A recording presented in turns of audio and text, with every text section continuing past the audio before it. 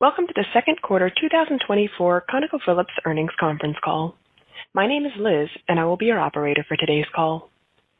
At this time, all participants are in a listen-only mode. Later, we will conduct a question-and-answer session. During the question-and-answer session, if you have a question, please press star 11 on your touch-tone phone. I will now turn the call over to Phil Gresh, Vice President, Investor Relations. Sir, you may begin. Thank you, Liz, and welcome everyone to our second quarter 2024 earnings conference call. On the call today are several members of the ConocoPhillips leadership team, including Ryan Lance, Chairman and CEO, Bill Bullock, Executive Vice President and Chief Financial Officer, Andy O'Brien, Senior Vice President of Strategy, Commercial, Sustainability, and Technology, Nick Olds, Executive Vice President of Lower 48, and Kirk Johnson, Senior Vice President of Global Operations. Ryan and Bill will kick it off with opening remarks, after which the team will be available for your questions. A few quick reminders. First, along with today's release, we published supplemental financial materials and a slide presentation, which you can find on the Investor Relations website. Second, during this call, we'll make forward-looking statements based on current expectations. Actual results may differ due to factors noted in today's release and in our periodic SEC filings. We will make reference to some non-GAAP financial measures. Reconciliations to the nearest corresponding GAAP measure can be found in today's release and on our website. Third, when we move to Q&A, we'll take one question per caller. With that, I will turn the call over to Ryan. Thanks, Phil, and thank you to everyone for joining our second quarter 2024 earnings conference call. It was another busy quarter for the company. We continued to execute on our returns-focused value proposition. We announced a 34% increase in our ordinary dividends starting in the fourth quarter. We announced the planned acquisition of Marathon Oil, and we further progressed our global commercial LNG strategy. Now, starting with results, we delivered record production in the second quarter with strong contributions from the entire portfolio. In the lower 48, we still expect to deliver low single-digit production growth in 2024 at a lower level of capital spending relative to 2023. Internationally, production continued to ramp up at Surmont Pad 267 and the Montney in Canada, Bohai Phase 4B in China, and 4 subsea tiebacks in Norway. And we continued to make strong progress at Willow and on our LNG projects at Port Arthur and Qatar. Now, shifting to commercial LNG, we recently signed 2 additional long-term regasification and sales agreements to deliver volumes into Europe and Asia, both of which will start in 2027. With these agreements, we have now secured just under 6 million tons per annum of volume placement for our offtake commitments. And we continue to work new offtake and placement opportunities as we look to expand our commercial LNG portfolio up to 10 to 15 million tons per annum in the coming years. Now, regarding our planned acquisition of Marathon Oil, we remain very excited about this transaction, and integration planning activities are underway to ensure a seamless transition upon close. The Marathon Oil shareholder vote has been set for August 29th, and we are working through the FTC's second request that we received in mid-July. We still expect to close the transaction late in the fourth quarter. On return of capital, we remain committed to distributing at least $9 billion to shareholders this year on a standalone basis. As we said back in May, we will be incorporating our VROC into our base dividend starting in the fourth quarter, representing a 34% increase in the ordinary dividend. And consistent with our long-term track record, we are confident that we can grow this dividend at a top quartile rate relative to the S&P 500.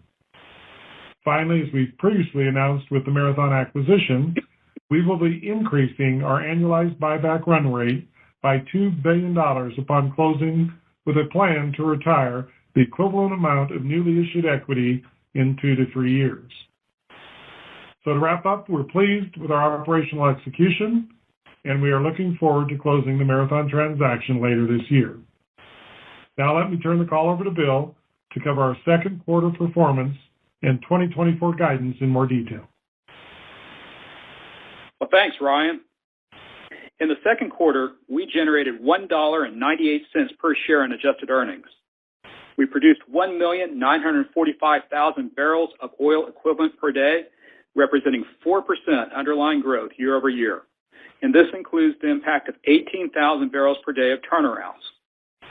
Lower 48 production averaged 1,105,000 barrels of oil equivalent per day, with 748,000 in the Permian, 238,000 in the Eagle Ford, and 105,000 in the Bakken.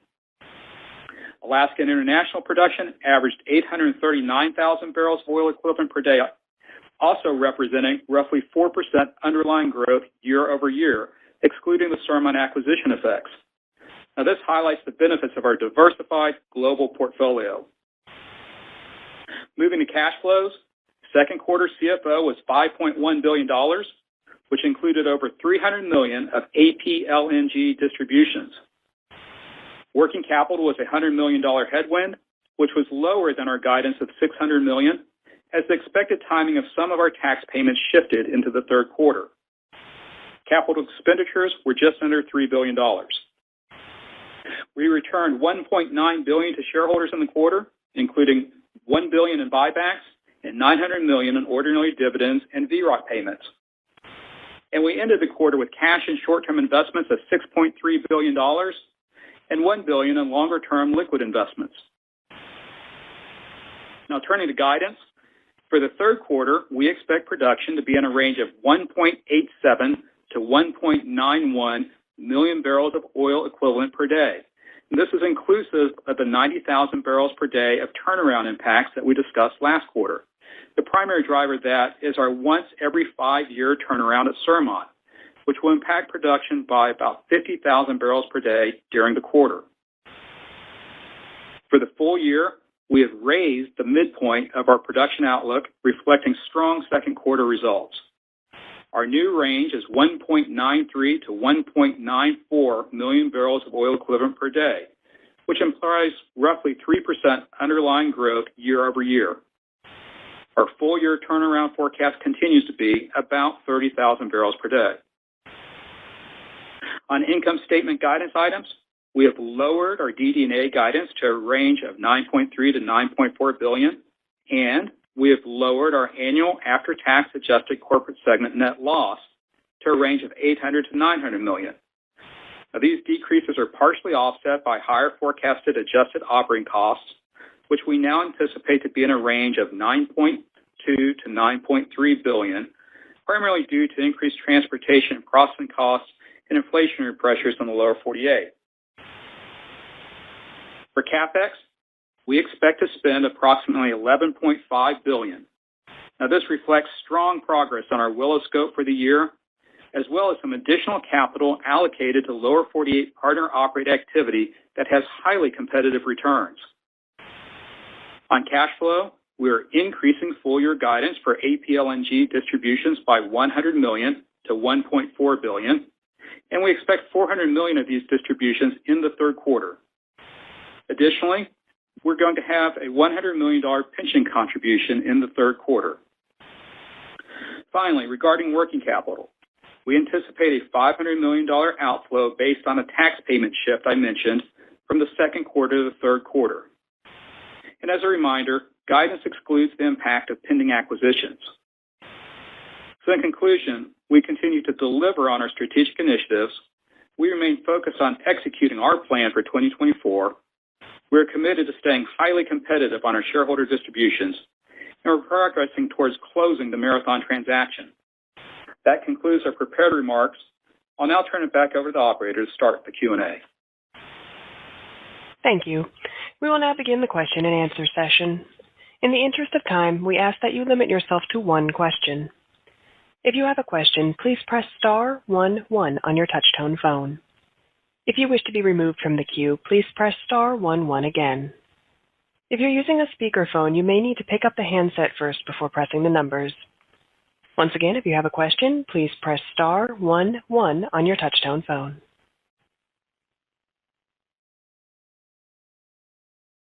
Our first question will come from the line of Neil Mehta with Goldman Sachs. Your line is now open. Good morning, Ryan and team. Thank you for taking the time. My question is just around everything buyback. So if you could just talk about the share repurchase strategy and remind us, between now and August 29th, you're probably going to be out of the market, but your commitment to come back in the back half of the year and get to that over $9 billion, at or above the $9 billion capital return number. So your perspective on taking advantage of some of the volatility and as you plan for the back half as it relates to share repurchases. Yeah, Neil, we're very confident in at least $9 billion of distributions for the year. And if you look at things, we've paid out about 40% of CFO in the first half of the year, and that's despite having some restrictions on open market repurchases that are related to the Marathon transaction that we've had in place since May. And so as you look at things, as a result of those restrictions, our $4.2 billion of distributions in the first half, that's a bit below a $9 billion annualized run rate. But as you know, the proxy is now mailed out, and with regulatory requirements that we have in place, we're restricted from buying back any of our shares until that Marathon shareholder vote. But that is just right around the corner. That's August 29th. And so to answer your question, once the Marathon shareholder vote's complete, you should expect us to be leaning into buybacks. And we think that's really important because we've consistently been one of our largest buyers of stock every quarter. And you can run the math on that. It's pretty straightforward. That's at least $3 billion of buybacks that you should expect in through the third and fourth quarter. And that would put us really right in line with our long-term track record of retiring about 5% of our shares on an annualized basis that we've had since the strategy reset. And then, as Ryan reiterated in his comments, once we close Marathon, we expect to be increasing our annualized buyback rate by $2 billion. That would put total annualized distributions at a run rate above 11, inclusive of the base dividend increase slated for the fourth quarter. So, yeah, leaning into buybacks as we go through the remainder of the year, and really quite a little bit of things to be looking forward to, pretty excited about. And Neil, I would add that, look, the share price has been frustrating to watch, through the first half of the year. And we get it. We've been out of the market due to the Marathon transaction. I would just remind everybody that, the shareholders come first in our value proposition, and that's been consistent since we reset in 2016. We retired over 400 million of our shares over that period of time, and I think the average price per share that we've purchased is somewhere in the $70 per share price. So the program's been managed really well. If you look at cumulatively, our return of capital over that period of time from 2017 through what we expect to do the end of this year, that's nearly $57 billion of capital has gone back to our shareholder over that period of time, representing about 45% of our market cap today. So and why we're excited about the Marathon transaction is we're going to be bigger, but we're going to be better, and we're going to have more free cash flow, and we're going to have more funds to distribute back to our shareholders, and we'll retire the shares, as I said in my opening comments, in 2 to 3 years, just based on our plans as we see it today. So this is an important question. It's probably got some undercurrent around the share price performance, which we're not pleased with as well, but we're determined to be back in the market as soon as we can and buy back the shares to hit our return of capital target for 2024. Our next question will come from the line of Doug Leggett with Wolfe Research. Your line is now open. Oh, sorry guys, trying to turn off the mute button. How's everybody doing, Ryan? It was good seeing you a couple of weeks ago. Thanks for taking my questions. So I got done out of a question last time, so I'm going to stick to one, but I want to make one comment very quickly, and that is that market recognition of value, Ryan, flows through the dividends for companies of your size. So I commend you on your decision on the dividend decision, and I think you only have to look at CNQ to see what I'm talking about. So congratulations on making that decision. My question, however, is on the deal you announced while I was out, and more importantly, the tax benefits that I don't think were really fleshed out on the Q&A. Marathon has a lot of legacy NOLs, and what I'm trying to understand is how you use that and whether or not that was incorporated into your risk view of synergies, and if not, what that could look like ultimately in terms of value. Yeah, sure. Hi, Doug. This is Bill. Marathon had, $2.8 billion of NOLs as of the end of year last year, of December 31st, 2023. That's a tax-effective value of about $600 million, and we certainly expect that Marathon will be using a portion of those losses in 2024 prior to closing. But as you point out, that this is a stock transaction. As such, we'd be assuming Marathon's tax basis in its assets, as well as any of those net operating losses that they have, or NOLs. And so just as a reminder, we're in a full tax cash-paying position right now.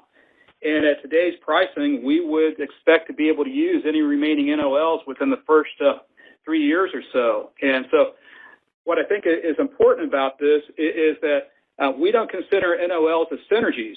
We tend to think about synergies as things that we're going to be taking action on. So we didn't bring the NOLs up as part of the deal announcement, but yeah, tax benefits are certainly something we consider as part of this transaction. They are real value. And Doug, this is Andy, and as Bill mentioned, we didn't include the NOLs as part of our synergies, but in terms of the synergy, things are progressing really well there too. We remain very confident of achieving that $500 million synergy run rate within a year of closing, and we see upside to that number. Our activities are now progressing well. As we mentioned previously, we expect this to be a pretty seamless integration. We've stood up our integration teams. They're focused on reviewing the organizational structures and systems so that we can be ready to close, as soon as we get to go. So there are some obvious, G&A synergies, primarily focused on the back office support, the corporate function duplication, as well as system integrations. The other synergies that we're looking at are on the operating cost side of things. There's clear adjacency of the operating areas, which is going to lead to efficiencies such as improved productive time of our field staff. We're also going to be able to rationalize the field office. And on the capital side, we've been really digging in here too. We've worked the cost-saving opportunities, from several angles here. And a couple of examples would be, our ability to run the consistent program of scale is going to drive savings. As we look deeper, we see opportunities to bring the use of our super zippers and remote frac operations to the Marathon Eagles position. So, on the synergy side of things, we're progressing really well. We're going to be ready to go day one as soon as the transaction closes. And I'd say, Doug, I'd add just one last thing. Well, I appreciate your comments on the dividend. Look, I'm probably the holdout on the team, given the history and having to make the decision back in 2016. But look, the company's gotten a lot bigger. We've gotten a lot better, and we've lowered our cost supply, have dramatically more resource, more free cash flow, more cash flow at lower prices. We've lowered our sustaining capital as well.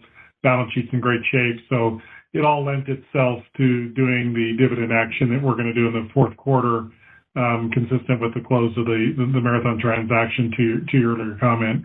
And lastly, on the, we do this integration really well. Just look at our Concho experience, the Shell experience. We'll do this one really well, and we will over-deliver on the synergies.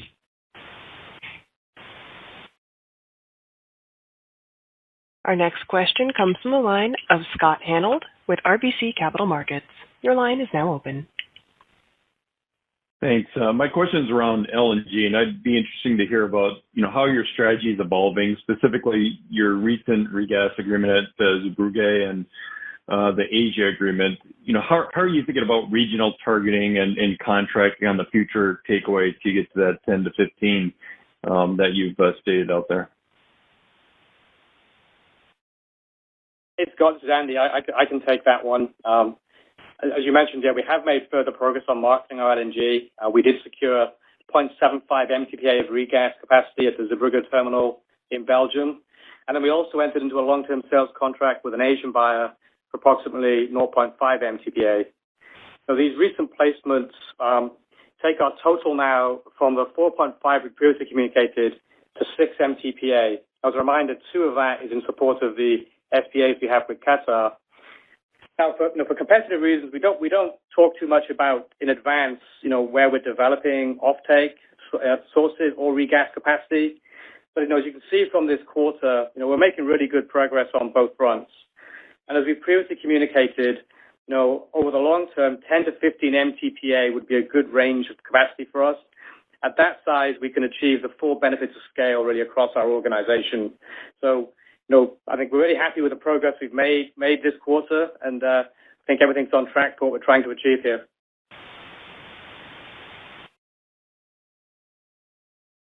Our next question comes from the line of Betty Jiang with Barclays. Your line is now open. Good morning. Thank you for taking my question. So I want to ask about the upward movement in CapEx to the upper end of the guidance range, which was specifically attributed to Willow and then the non-operator activity. Can you give us an update on how Willow is tracking versus your plan, and is that responsible for most of the increase in the budget? Sure, Betty. This is Andy. Maybe I'll start by just sort of clearing sort of the total guidance, then Kirk can take your Willow question directly.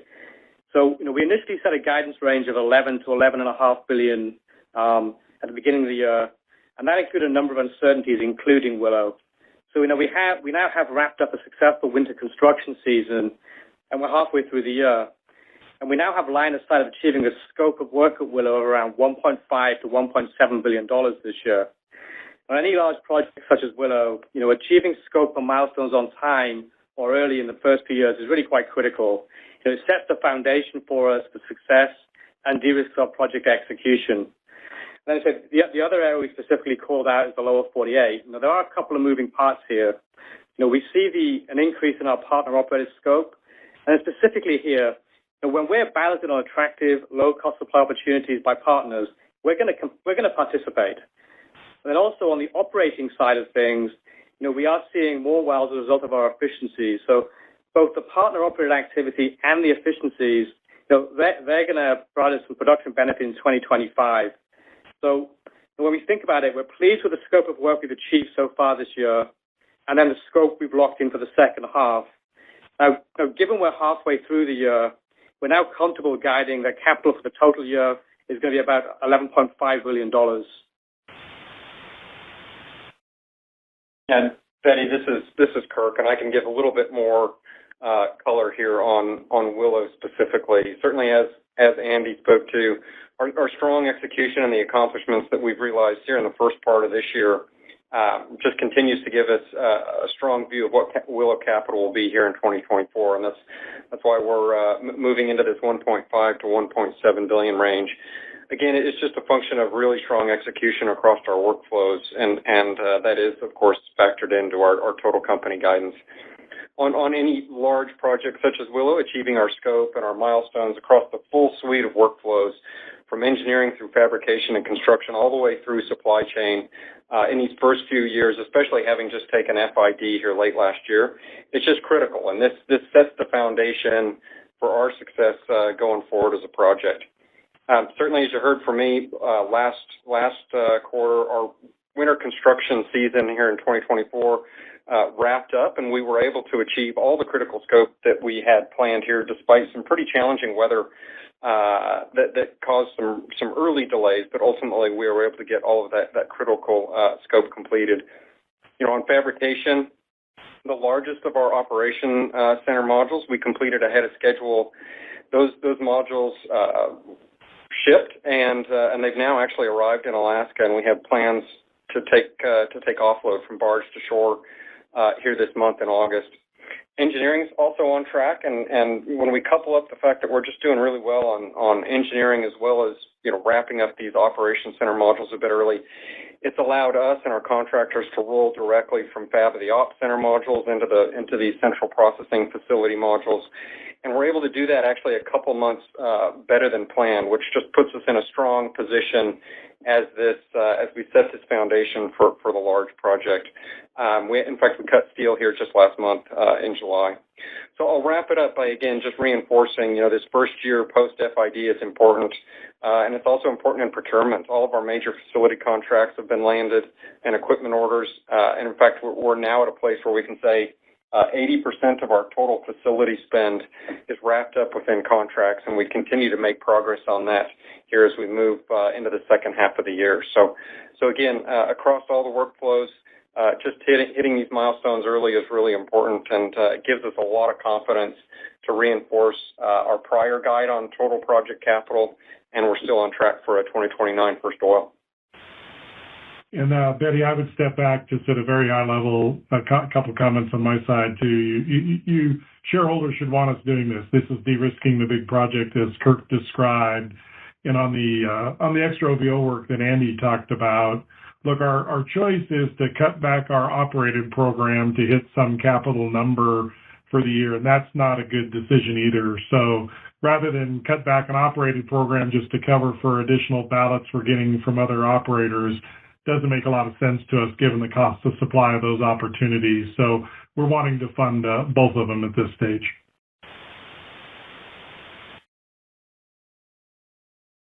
Our next question comes from the line of Steve Richardson with Evercore ISI. Your line is now open. Thank you. Wonder if you could just follow up on that last comment, Ryan, in terms of activity in the lower 48. So it sounds like a combination of more OBO and also maintaining your program. Could you talk a little bit about what you're seeing on the leading edge of service costs, and appreciate that probably doesn't show up in the high-level numbers in terms of the second half of this year, but if you could foreshadow kind of what you're seeing on the leading edge and what that could mean for 25. Maybe I'll just start that, then Nick can talk to the details of the lower 48. So in terms of inflation and deflation, as we previously communicated, we're seeing a bit of a bifurcation this year with lower 48 seeing deflation while A&I is experiencing some inflation. Now I'd say right at the margin, we're seeing slightly more deflation than we expected in the lower 48, while A&I is slightly higher than expected. But that's right at the margin. Overall, our full-year expectation is still in the low single-digit annual average deflation company-wide, as we previously guided. I'll let Nick provide a bit more color on the lower 48, but industry-wide, what we're seeing, we've seen a 20% drop in rig and frac activity over the last 12 months, driven by efficiency gains and activity reductions. And those efficiency improvements are still resulting in higher production. Specifically to the lower 48, we are seeing high single to low double-digit deflation in some of our key spend categories. Yes, Steve. This is Nick. Just a little more commentary. For the first half, we've seen continued deflation around pumping services. The proppant, there's an oversupply of proppant out in the Permian, so we're seeing some price reduction in there. We think that'll continue into the second half. And we spoke about OCTG as well. We see that'll probably continue in the second half as well. We'll probably see a little bit of curtailment or decrease in deflation in the second half going into 2025 because we've seen fairly large gains over the first half of 2024.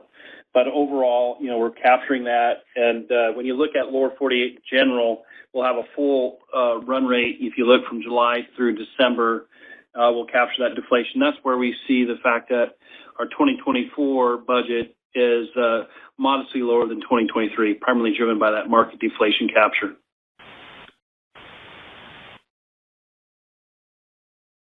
Our next question comes from the line of John Royal with J.P. Morgan. Your line is now open. Hi, good morning. Thanks for taking my question. So my question is on production. I'm just looking at your guidance for 3Q and then backing into the guidance for 4Q from your full year guide. It looks like a pretty steadily increasing profile throughout the year if I add back the turnaround impacts in 3Q. And I think that's in line with how you've talked about the year generally, but maybe you could just give a little color on the moving pieces in production between the different regions as we progress the back half of the year outside of the turnaround impacts you've already called out. Yeah, sure. I can take that one. And, I think the short answer is, yes, it is pretty steady when you adjust for the turnarounds. We're expecting organic production to grow 2 to 4% in 2024. and that should be pretty consistent across the lower 48 and Alaska and international. And as Bill said in his prepared remarks, organic production was up roughly 4% year over year in the second quarter, which is towards the top end of our guidance, again, with a balance across the lower 48 and A&I. Now, if you look at our production profile this year, and I think this is what you were alluding to, is that if you exclude the turnarounds, we're basically growing up 1% each quarter. It's pretty straightforward. The profile, though, is being masked a bit in the third quarter, as that's one of our heaviest turnaround quarters in some time, with the 90,000 barrels a day of turnaround impacts that Bill mentioned in the prepared remarks.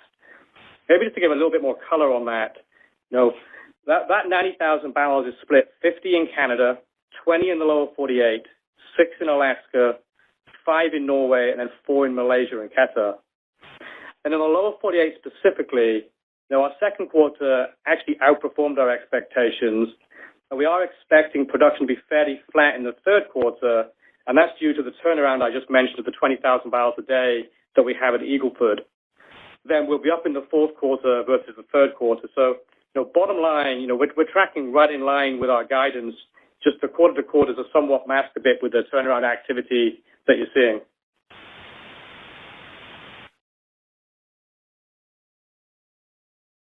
Our next question comes from the line of Roger Reed with Wells Fargo. Your line is now open. Yeah, thanks. Good morning. Maybe morning, come back on the guidance side, on the OpEx front.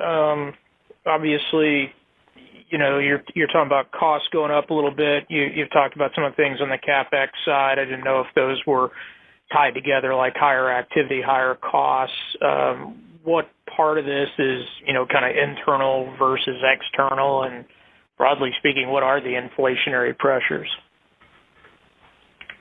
Sure, Roger. This is Andy. I can take that one. As Bill mentioned in the prepared remarks, we have raised the guidance to 9.2 to 9.3 for the full year. Now, about half of this is from our lower 48 non-operating position, and then the other half is our own lifting costs. It's primarily a result of the higher transportation and processing costs, some higher utilities, and some additional workover activity.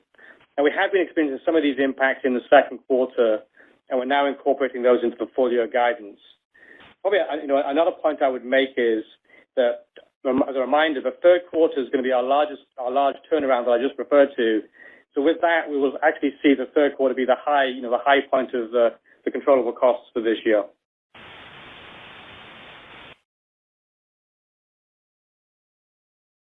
Our next question comes from the line of Ryan Todd with Piper Sandler. Your line is now open. Thanks. Maybe if I could follow up on the LNG topic from earlier. Congrats on the 2 announced offtake deals that you have in the LNG business. Maybe can you speak more broadly in terms of what you're seeing on, as you've gone out and marketed gas, what you're seeing more broadly on appetite and market dynamics for LNG sales contracts, and maybe how you think about global supply-demand dynamics over the next couple of years in those markets? Hi there. Yeah, I can take that one too. In terms of what we're seeing, in terms of the offtake side of things, maybe I'll come in from the offtake and the marketing. In terms of the offtake side of it, we're happy with our position, and we continue to look for further opportunities, that have competitive pricing and a high likelihood of FID. The LNG pause is causing some questions from potential buyers on the timing of things.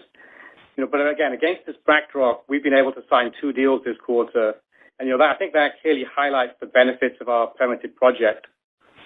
So in terms of the marketing of the LNG, we remain happy with the demand we continue to see both in Europe and Asia for new LNG. We're continuing to work, opportunities across the globe, and there'll be more to come on that as we address them. We don't talk too much about them in advance. But I say, big picture, we remain very constructive on LNG and the role it's going to play, and we're quite pleased with the progress that we're making to grow our position out to the 10 to 15 MTPA that we've previously communicated.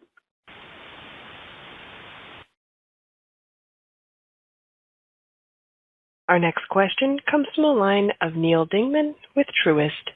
Your line is now open. Morning. Thanks for the time. My question is on the Permian gas takeaway, and maybe lower 48 realization expectations, I'm just wondering, you all suggest you expect the Permian gas price to remain depressed, I think, until more third-party pipeline capacity is added. My question is, are you all thinking the pressure could be for several quarters ahead? And, would you all consider curtailing anything until gas rebounds? I know you have mostly oil, so just to know if there's anything to potentially curtail. Yeah, Neil. So as we indicated on our first quarter earnings call, we expected lower 48 gas realizations in the second quarter to be particularly low. You'll recall at that time, Permian Basin pricing was printing negative. That is, in fact, how things played out for the quarter. You saw negative Waha first of month and gas daily pricing through the quarter. So, first of month lower 48 realizations were just under 20% of Henry Hub in the quarter. Now, we've got a significant portion of our production is Permian Basin. We've said that we ship to multiple markets out of the Permian, including the Gulf Coast and West Coast, but a sizable portion of our production does receive in-basin pricing. And as we went through the second quarter, there was increased maintenance activity in the Permian Basin that put downward pressure on pricing. The basin is pretty constrained right now. Takeaways fully utilized. Outages are an issue, and we would expect that trend to continue into the third quarter. Relief is really coming later in the third quarter with Matterhorn pipeline coming on, adding some significant takeaway. We think that's going to be really helpful for Permian Basin pricing as we look towards the end of the third quarter and into the fourth quarter, and should improve overall lower 48 capture rates as we go forward. The other thing I just note, as you look at second quarter, you think about the remainder of the year, is that in the second quarter, not only was Permian Basin pricing low, but a lot of the premium markets were impacted. California border pricing traded at a discount to Henry Hub, which is a bit unusual. Inventory levels were high, milder weather was going on. I would expect as we go out of the shoulder months and into the fall that'll resolve itself too. But the big thing we're looking for is additional takeaway capacity coming out of the Permian Basin with Matterhorn picking up, and we've got a little bit of capacity on that. And then to your point about, would you think about curtailing? Well, as we've said repeatedly for ConocoPhillips, this is a pricing issue, not a flow assurance issue.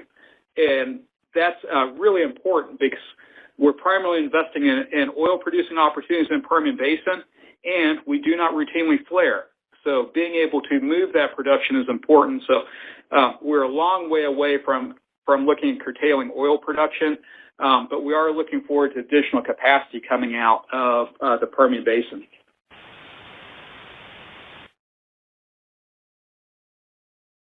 Our next question comes from the line of Leo Mariani with Roth.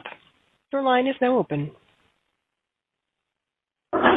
I wanted to just touch base on a couple of your different operating areas from a production perspective. Eagle Ford volumes were up, very, very sharply, this quarter.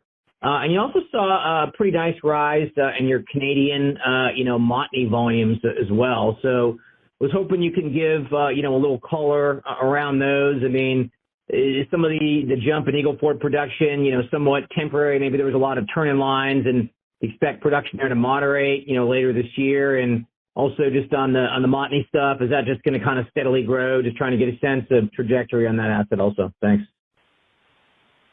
Yeah, Leo, I'll start here. So on Eagle Ford, you're right. We're really encouraged with the production. We hit 238,000 barrels equivalent per day versus the 197,000 from Q1. Take the group back, we had that frac gap that we had in the second half of 2023, and then we reinstated that frac crew. And so you're really seeing the benefit in Q2 as we work through that inventory. So really encouraged with the wells that we placed online into Q1 and in Q2. So we've seen a strong bump in the production there. Wells are performing very strong throughout. Now, as Andy mentioned on the turnarounds, we're currently going through, as we speak, a large turnaround in Eagle Ford. That's going as planned, as expected. So we'll be slightly down on that. That's 20,000 barrels per day impact, equivalent per day for Q3. And you'll expect to have Q4 back up and running. So really strong performance on Eagle Ford overall. Yeah, and Leo, you asked about Montney as well. We had a really strong start here in 2024, where in second quarter, this last quarter, we averaged 43,000 barrels equivalent a day, and I too can take you back a bit. That's more than double relative to same quarter last year, and then we're up quarter over quarter as well, roughly 3,000 barrels a day, and all that's just being driven by us bringing additional wells online as we seek to fill this new CPF2 capacity, obviously, that we commissioned here late last year. Also for Montney, our production rates have been in line with our type curve, so really pleased with how we're seeing those wells come online. And we do, in fact, continue to expect to modestly grow our production throughout 2024, albeit, as you know, and you've witnessed from us in the lower 48, unconventional profiles, they can be a bit lumpy quarter to quarter. And so I'll guide you here a little bit. We do expect third quarter to be pretty flat to second quarter, but then we'll start to see an uptick again here in the last quarter of the year. So, of course, naturally, we're seeking to make sure our production remains in sync with this new processing facility and offtake capacity that having just added last year, again, it's 100 million cubic feet a day of gas processing capacity and an additional 30 in both crude and condensate handling capacity with this new phase. And so having brought on the second rig earlier this year, we're just slowly ramping into that new capacity, and we expect that to continue here modestly into the future. So just again, pleased with how we're making some progress on our wells activities, their performance, and then obviously everything that we're gaining from the experience we have in the lower 48. Our next question comes from the line of Kalei Akamine with Bank of America. Your line is now open. Hey, good morning, guys. I'd like to follow up on the gas discussion. You talked a little bit about how your Permian is well set up through year end. To the extent you can, I'd like you to expand on that and talk about how the macro is shaping up through the end of 2025. And longer term, maybe that macro gets a little bit more interesting due to power and exports. So as you sort of assess that change, wondering if you think your portfolio is appropriately positioned to exploit that kind of macro. Hi, Clay. I can take that. It's Andy here. Maybe I'll start with the demand side of that, and then we can talk about sort of how we might respond to that. So, I think you've set up the narrative pretty well there in terms of sort of we are expecting to see tailwinds in sort of gas demand for gas on the LNG side our data center side and transportation needs. Just the under construction LNG plants are going to add 10 to 15 BCF a day over the next several years, and that's alongside the broader electrification trends. There has been a lot of forecasts. I think we've all seen them on AI-driven power demand, and they're all constructive for natural gas demand. But I do want to point out it's important. There are lots of different factors at play here, such as the pace of those data center build-outs, constraints on the power expansion, the expected improvement in efficiency. So we're still carefully working through that piece of the equation in terms of just seeing how material it's going to be over time. But absolutely, we do see it driving demand. Then sort of going to the second half of the question, sort of what does that mean for us? So in terms of our portfolio, we have a lot of gas opportunities in our portfolio that we're not currently developing today. A lot of dry gas opportunities. Also, we have a lot of associated gas in our unconventionals, and we could choose to basically target gassier parts of the unconventionals. But for us, the bottom line is it's got to compete on a cost of supply basis where we are today to make the cut for our annual capital program. And the really nice thing about these gas opportunities is if the demand is there and the support is there, we can pivot very quickly to the gas in our portfolio if it makes sense and it's competing on the cost supply basis.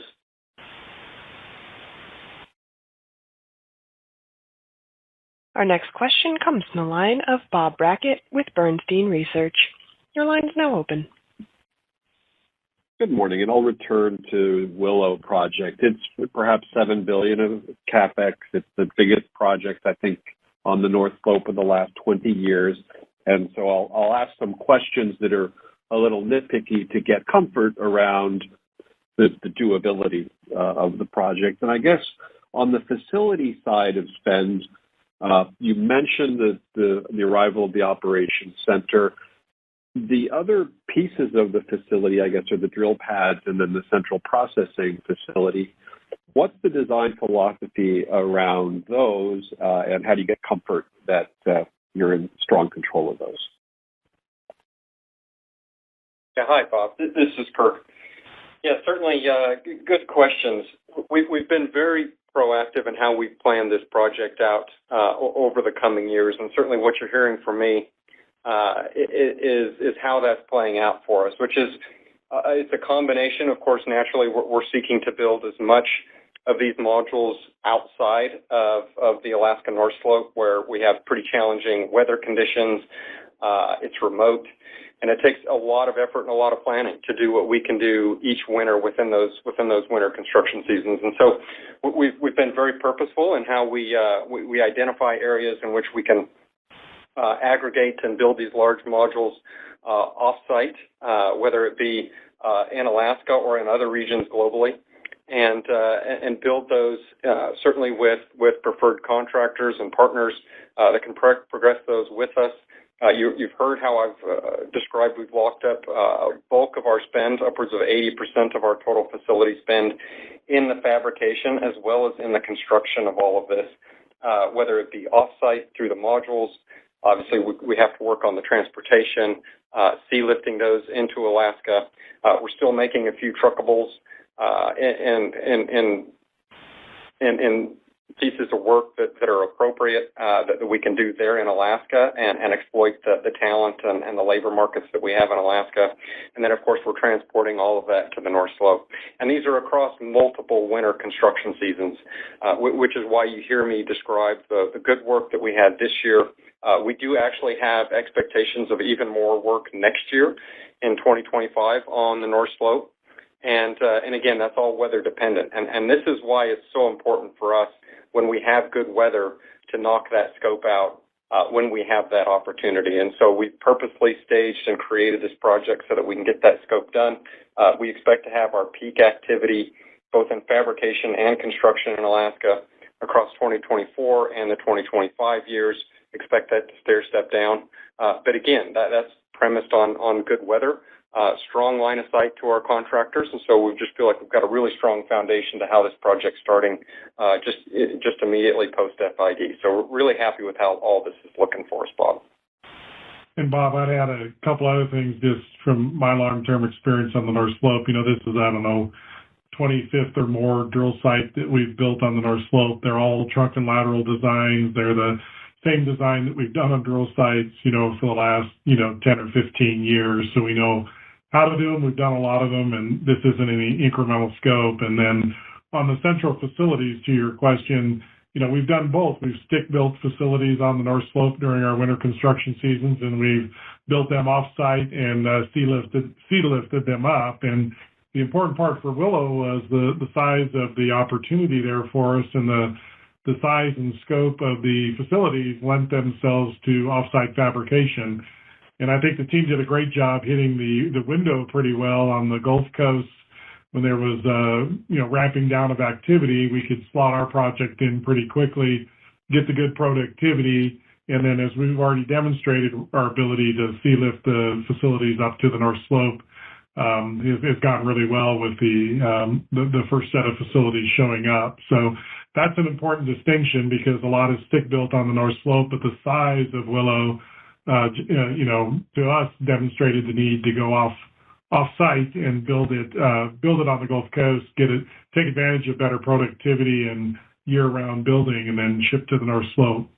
So that should give you some comfort. We know what we're doing. We've done this before, and these are just repeats of stuff we've done in the past. Our next question comes from the line of Kevin McCurdy with Pickering Energy Partners. Your line is now open. Hey, good morning. To build on the earlier question about CapEx, your first half CapEx was in line, but now you're pointing to that kind of the high end of the range for the year. We would assume that the Willow spend is more geared towards fourth quarter. But when do you expect to see the higher activity and CapEx from the partner-operated activity, and how material is the production impact from that activity? Yeah, let me jump in here, Kevin, and then Kirk, if you want to add anything on this as well. Maybe I'll just take you back to the total capital for lower 48. As Ryan mentioned, we expect capital to be modestly lower compared to 2023, mainly driven by that market deflation. Now, on the operated side, as we've mentioned before, we are fairly flat on rig and frac crew counts, and that's driven by that improved operating capital efficiencies that we continue to realize through 2024, and then we'll have deflation capture.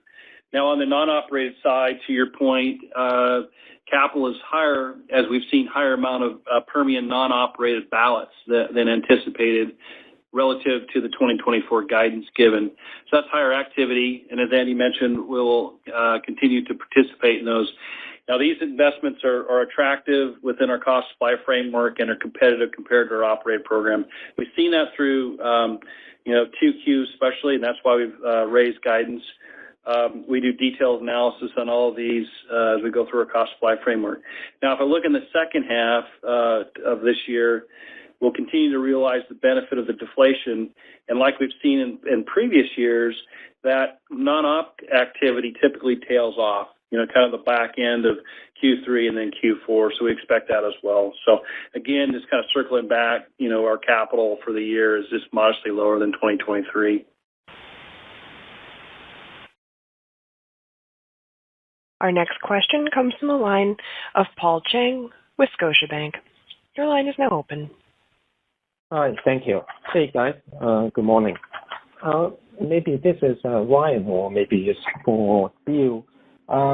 If we're looking at for 2025 and 26, in terms of CapEx, can you share with us some of the moving parts there up and down comparing to 2024? I would imagine part of the spending will be way down, but that look like Alaska may actually be up the spending comparing to. So if you can give us some idea that what is the key moving parts that we should take into consideration? Hi, Paul. This is Andy. Yeah, go ahead, Andy.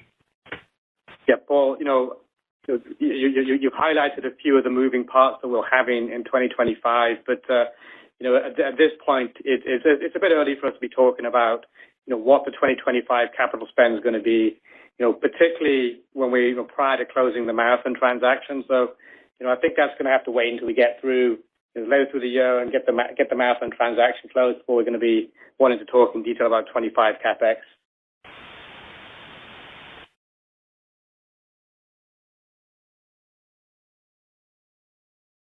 Our next question comes from the line of Josh Silverstein with UBS.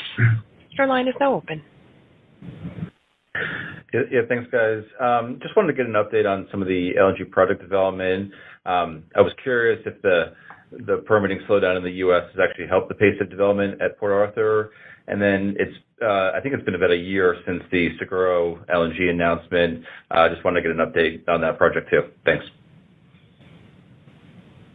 Yeah, it's Andy. I can take that one. On Port Arthur specifically, as you mentioned, that is our phase one is a fully permitted project. We started construction, or the operator started construction there with the contractor, and at this stage, I just say things are on track. Really, not much else to say, in terms of the construction of the project at this point. It's on track and going as planned. And then I think your second question was really on MPL. This one, this is impacted. Projects in the U.S. and Mexico, these are impacted by the pause. That is impacting the FID there. But I'd probably point you to go and those questions are probably better answered by MPL in terms of sort of the pace of the project and where they're at. We see, like you see, sort of critical milestones being progressed. but they face the same regulatory hurdles that the rest of the industry does. You mentioned, you're correct that we've agreed to take 2.2 MTPA of offtake on MPL. So we're keenly watching the progress there too, but that one is contingent on the LNG pause. We have no further questions at this time. Thank you, ladies and gentlemen. This concludes today's conference. Thank you for participating. You may now disconnect.